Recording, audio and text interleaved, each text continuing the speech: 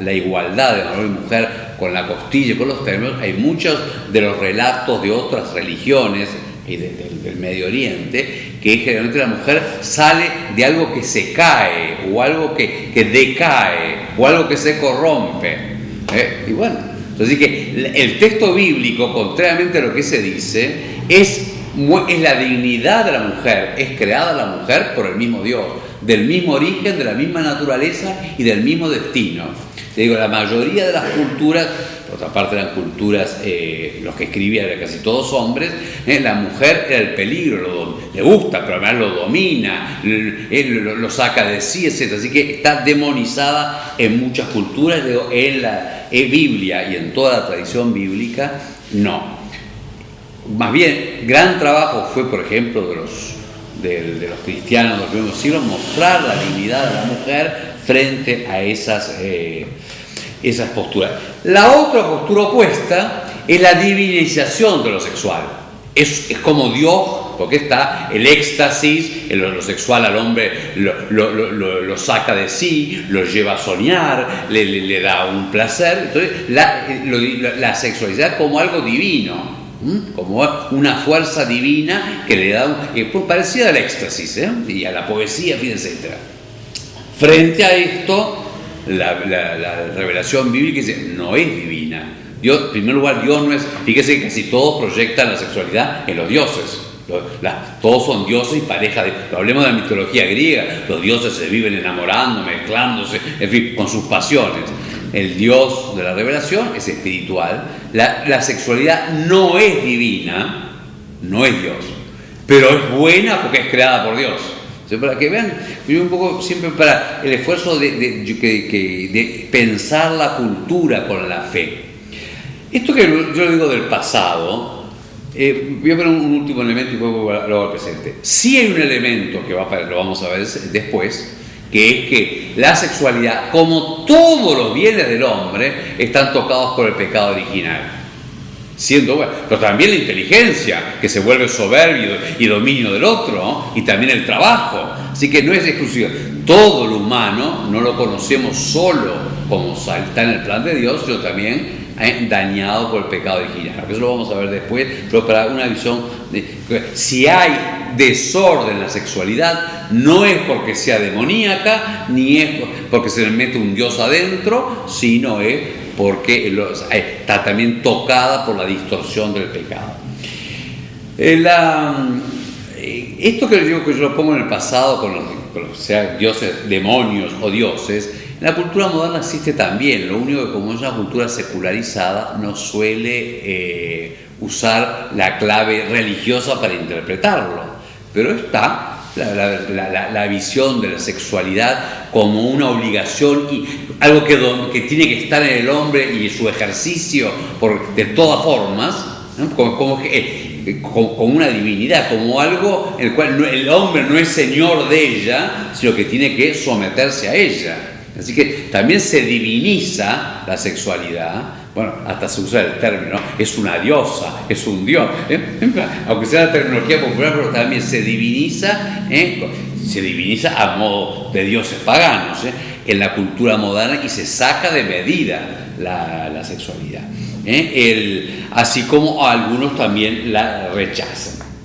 La visión bíblica es que la naturaleza humana, que incluye varón y mujer en su totalidad, es bien, es don de Dios, es principio de verdad y de moral, por lo tanto de libertad. Que también allí, ¿cuál es la postura de la libertad frente a la sexualidad y a la atracción sexual y al acto sexual?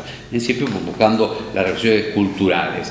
La Escritura dice que la sexualidad es un don de Dios, ha de ser ejercido libremente, por eso puede elegir, no es de necesidad y está en el plan de Dios para la unión, la complementariedad y también la procreación. Entre las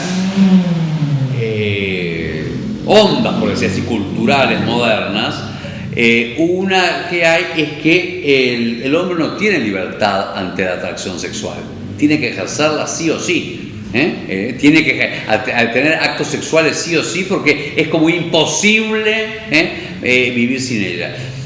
Es erróneo, pero aparte fuera de ser erróneo, porque para pensarlo, si fuera verdad, el hombre puede ser esclavo. Si no tuviera nunca ninguna capacidad de libertad frente a la atracción sexual, sea un esclavo. Y además no tendría ningún valor. Las dos cosas, es un esclavo, pero además no tendría ningún valor. Si yo no puedo, estoy obligado a tener una relación, tengo que buscar a quien hacerlo y tiene que prestárseme. Así que la aparente exaltación de la sexualidad como un must, por ejemplo, la en inglés, un deber que si no se está ejerciendo acto sexual, el hombre es carente, además está obligado a ello, en verdad es una disminución del acto sexual y del uso sexual, porque es un acto de esclavitud, no una potencialidad con sentido y con capacidad de libertad frente a ella. Pero esto es muy importante porque si uno, por ejemplo en el trabajo pastoral, la persona tiene la idea de que es imposible resistir a toda atracción sexual, es imposible vivir sin ejercicio genital de la sexualidad, por más discursos que le hagamos, si cree que es imposible vivir sin eso, tiene que hacerlo. Así que si uno no hace de algún modo el trabajo de mostrarle que es posible y que además debe ser así, porque si no fuera libre, sería una esclavitud y un uso de uno de los otros. Lo tendremos que usar continuamente porque no hay más remedio. Aún dentro del matrimonio sería espantoso, porque es una especie de esclavitud. Así que ven con lo importante que es también pensar cómo lo presentan las culturas, porque si no, nuestro discurso aparece. En primer lugar, muchos dicen, no, la iglesia habla, pero no entiende nada. Segundo, pone unas obligaciones espantosas cuando la obligación espantosa es por una cultura que diga y que se trabaja a los chicos así y que se les presente a los adolescentes así, como que tienen que tener ejercicio de actividad sexual sí o sí. Lo único que importa es cuidar el embarazo no deseado, porque eso nos trae problemas a los adultos. Es por eso que importa, porque después los adultos tenemos que ver con eso. Entonces, ¿cómo parar como sea el embarazo no deseado? Pero no se educa para una verdadera libertad frente y un verdadero sentir. Y la libertad sirve si la sexualidad tiene algún sentido, una razón por la cual elegir, de verdad, de honestidad, de castidad, etc. Así que por ahí hay un trabajo enorme frente a una cultura que no es simplemente que sea más débil, o que haya más pornografía, que la hay, o que haya más debilidad, habrá más o menos que según la época, sino que pone un planteo de la sexualidad que por un lado le quita el sentido propiamente humano y ético, y por otro lado lo pone como una obligación y como una esclavitud a realizar. Entonces, dentro de ello, esto como hay que liberarlo previamente, cuando tiene que estar en la conciencia de liberarlo, para que el mismo placer sexual, que la unión, que también está afectado por el pecado original, porque el sí es bueno, el placer en cuanto tal es un bien subordinado a la honestidad, a la verdad, al respeto a las personas, al sentido de la cosa, pero es un bien, pero subordinado. Y como los explicó bien ampliamente, toda la visión de la revelación muestra la verdad de el ser varón y mujer abarca todo. En ese sentido, la palabra sexualidad, o sea, todos somos varones o mujeres en todo. La corporalidad, pero también la psicología, que también es una falsedad decir que todo es cultural en el ser varón. No es verdad que todo es cultural en el ser varón y mujer. Por supuesto que todo es cultural en el sentido que toda la cultura lo asume, empezando por el lenguaje, pero tiene una base que es creatural, que es justamente que es la corporeidad. Tenemos el tener cuerpo de varón y mujer da un modo de vivir la existencia, de sentirla, de todo. Pero así que en ese sentido no es cultural, es natural. Si todo es cultural, que digo, el hombre todo tiene que pensarlo y asumirlo y además socialmente. Que hay cosas que varían en esa cultura, la ropa, valía, y otras cosas que no son simplemente para su cultura, son enriquecimiento, y otras son ir contra la verdad. Y propiamente del acto sexual, toda la escritura, sí, el tipo de la verdad es el acto conyugal, y eso tenemos que defender. O sea, que se entiende el acto de la sexualidad como unión de varón y mujer en la totalidad del matrimonio, y de ahí el resto, y no al revés, que se entiende del acto suelto y a lo más del placer, y además de repente también sea con mujer y procreativo. O sea, que hay que hacer dar la vuelta. Como en todo, el futbolista no se entiende de cómo uno empieza a mover el pie y de repente patea mal la pelota, y cómo se entiende desde el buen futbolista, y después se dan todos los pasos para llegar a ello. O sea, el arquitecto se entiende a ver cómo se le cayó la casa a uno, y entonces cómo tiene que evitar que se le caiga la casa. Se estudia desde el buen arquitecto y después todo el proceso. Entonces digo, la verdad de la capacidad de poder llegar a ser los dos una sola carne, de su complementariedad, y como el ser humano es libre y además abarca espacio y tiempo, y por eso su compromiso no es instantáneo como el del animal que se acaba, sino que supone matrimonio y familia, es el acto matrimonial.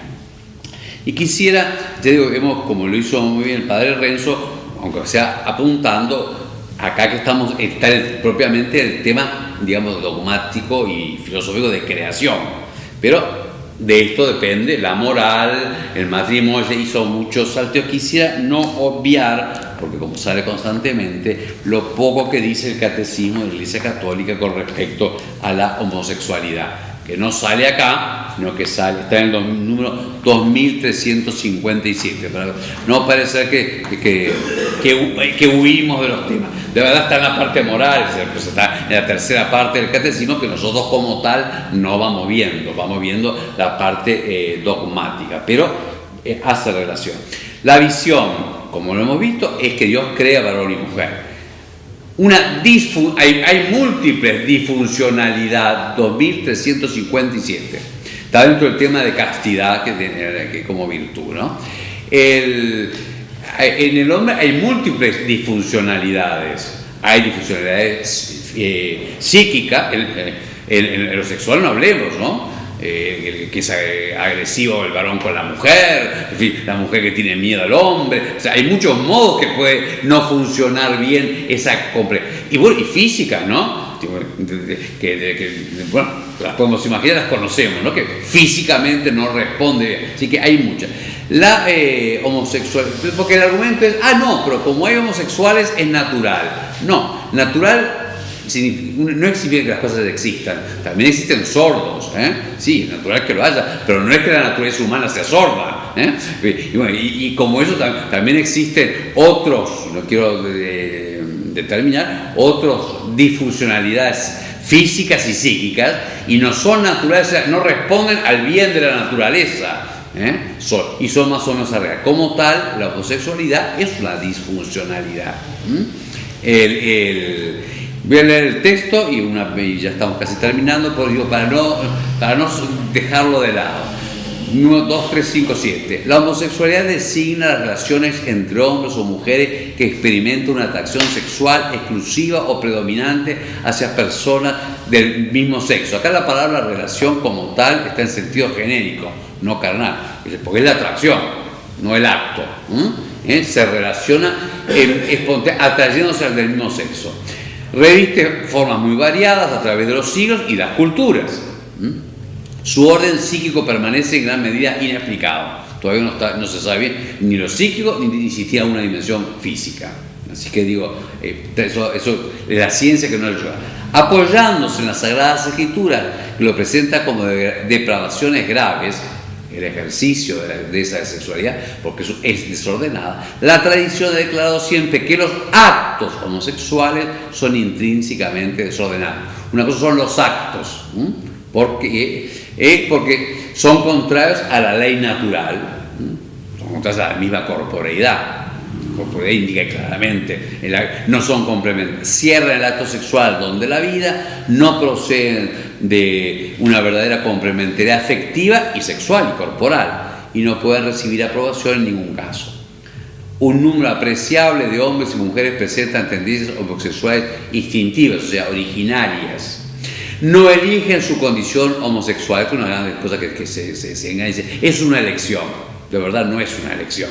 Y nadie lo elegiría porque otras cosas porque es problemático. Esta constituye para la mayoría de ellos una auténtica prueba.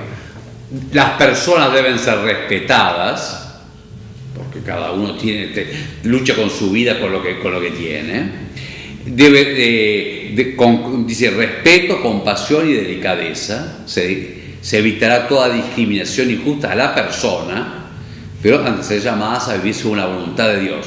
Por otra parte, el que se designen los actos homosexuales como desordenados, también muchos actos heterosexuales también se señalan como desordenados, empezando por el adulterio, y no es que es por perseguir a la persona, es que es mostrar la ley moral, así que no es que solamente ese se señale, lo que pasa es que ese en sí mismo es, lo otro es unas circunstancias.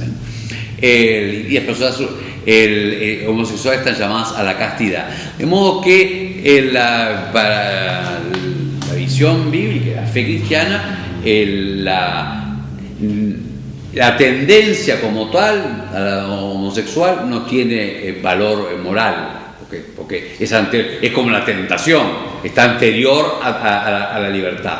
Sí, como asume una condición y como ciertos actos y por lo mismo, por el tema, no se debe reconocer como matrimonio lo que no es matrimonio. Es un problema ya de ética política y social. Matrimonio es solamente con respecto a varón y mujer, y además las legislaciones con respecto al fin social que tiene como base de la sociedad, como lugar de procreación y de educación de hijos. Que no tiene ningún sentido